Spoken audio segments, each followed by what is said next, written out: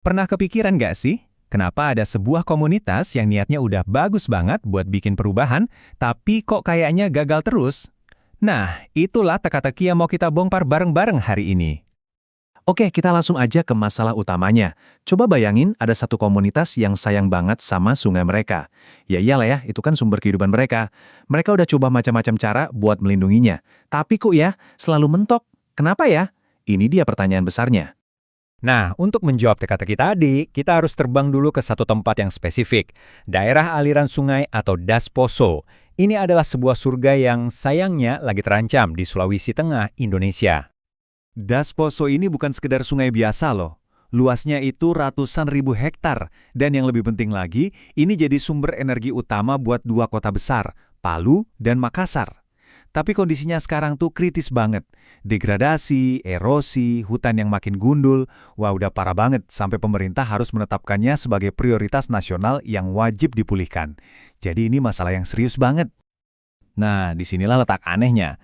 Kalau masalahnya udah segede ini, logikanya kan semua orang pasti langsung gerak bareng kan? Tapi ternyata ceritanya jauh lebih rumit dari itu. Sebenarnya udah banyak upaya yang dilakuin, terutama sama pemerintah. Tapi penelitian nunjukin kalau pendekatan yang sifatnya top-down atau dari atas ke bawah ini aja ternyata nggak cukup.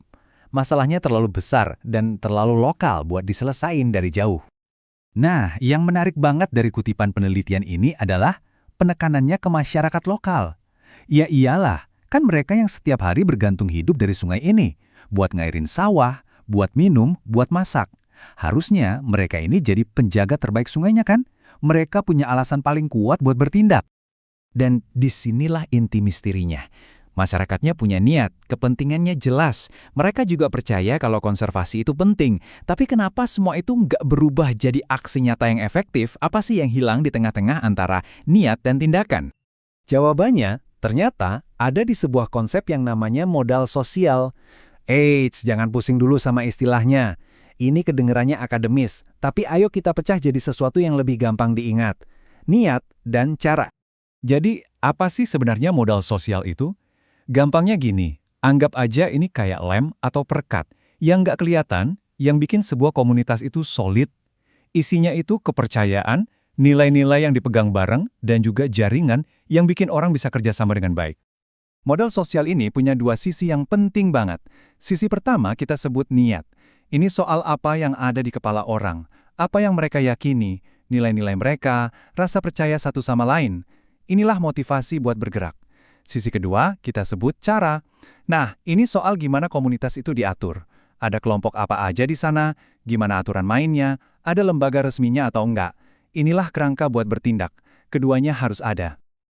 Sekarang kita sampai di momen aha dari penelitian di Das Poso. Para peneliti ini ngukur kedua sisi modal sosial tadi di masyarakat. Dan coba tebak apa yang mereka temukan? Mereka nemuin ada ketidakseimbangan yang, wah, jomplang banget. Di satu sisi, niat masyarakatnya, kepercayaan mereka soal pentingnya konservasi itu tinggi banget. Mereka peduli banget. Tapi di sisi lain, cara mereka, struktur untuk berorganisasi, itu ternyata rendah banget. Ada jurang yang dalam di antara keduanya. Coba kita bedah datanya sedikit ya. Lihat deh, semua yang berhubungan sama niat, skornya tinggi-tinggi. Kepercayaan pada fungsi hutan, tinggi. Kepercayaan sama pemimpin lokal, tinggi juga. Semangatnya tuh ada. Tapi begitu kita lihat ke sisi cara, nah lo, nilainya langsung turun. Keterlibatan di organisasi cuma sedang, pemahaman soal aturan formal juga sedang. Dan ini dia biang keroknya, kurangnya peraturan lokal yang jelas buat jadi panduan mereka. Jadi intinya begini, mereka punya semangat tapi nggak punya struktur. Mereka punya kemauan tapi nggak punya jalan. Mereka punya niat yang membara tapi nggak punya cara yang jelas buat menyalurkan api semangat itu jadi tindakan yang nyata dan efektif. Oke, masalahnya udah ketemu. Terus, gimana dong cara kita bangun jembatan antara niat dan cara ini? Untungnya, penelitian ini nggak cuma nunjukin masalahnya aja, mereka juga ngasih peta jalannya. Para peneliti ngasih 4 resep strategis yang saling berhubungan buat nguatin sisi cara tadi. Idenya adalah gimana caranya kita bikin sebuah struktur yang bisa jadi wadah buat semangat komunitas yang emang udah ada dari sananya. Apa aja tuh langkah-langkahnya? Pertama, manfaatkan dukungan dari luar. Jangan biarkan komunitas ini berjuang sendirian. Kedua, perkuat struktur yang udah ada, misalnya kelompok peduli sungai di desa-desa. Kasih mereka peran dan tanggung jawab yang jelas. Ketiga, dan ini penting banget, bikin dan sosialisasikan aturan main yang jelas, biar semua orang tahu apa yang boleh dan nggak boleh. Dan terakhir, dorong partisipasi yang aktif. Bukan cuma datang rapat, tapi benar-benar merasa ikut memiliki inisiatifnya. Jadi apa sih pelajaran yang bisa kita petik dari kasus Sungai di Poso ini? Kenapa cerita ini penting buat kita semua dimanapun kita tinggal? Ini dia pelajaran utamanya. Punya tujuan baik yang sama itu keren, tapi itu baru setengah jalan. Tanpa organisasi, tanpa aturan main yang jelas, tanpa sebuah struktur untuk bergerak, niat baik itu cuma bakal jadi angan-angan aja. Dan ini tuh berlaku di mana aja loh. Coba pikirin deh, mulai dari siskamling di komplek rumah kita, program di sekolah anak, sampai gerakan global yang lebih besar. Semuanya itu butuh keseimbangan antara niat, yaitu semangat bersamanya, dan cara, yaitu struktur untuk mewujudkannya.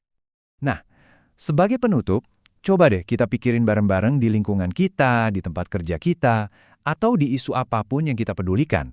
Di mana ya kita sering lihat niat yang semangat banget tapi caranya masih berantakan.